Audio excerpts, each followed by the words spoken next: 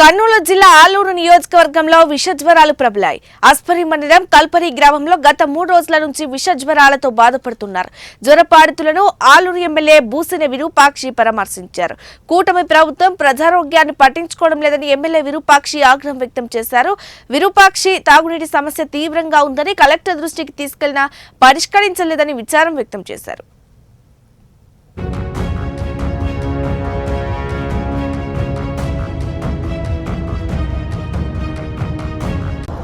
మన ఆస్ఫర్ మండలం, మా ఆలూరు కాన్సెస్ ఆస్ఫర్ మండలంలో విలేజ్ ఒకటి కల్లపారి గ్రామం అనే విలేజ్లోన అక్కడ విషజ్వరాలు వచ్చి దాదాపుగా 2 రోజులు 3 రోజులు అయింది. ప్రభుత్వము అక్కడ కన్నెత్తని చూడలేదు. అదేవిధంగా డాక్టర్లు కానీ అసలు పట్టించుకొని పాపాన్ని లేదు. నేను డిఎంహెచ్ఓకి ఫోన్ చేస్తే సార్ ఇప్పుడు పంపిస్తాం సార్ అని చెప్తారు.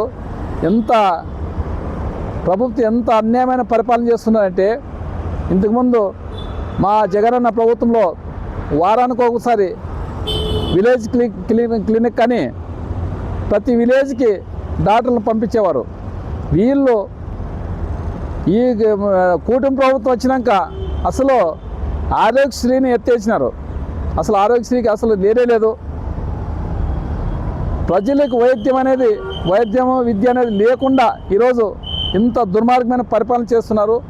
అసలు విషజ్వరాలు వచ్చి పడిపోతుంటే ప్రభుత్వం ఏమి చేస్తుంది అనేది మేము మాట్లాడుతున్నాము. ఎందుకంటే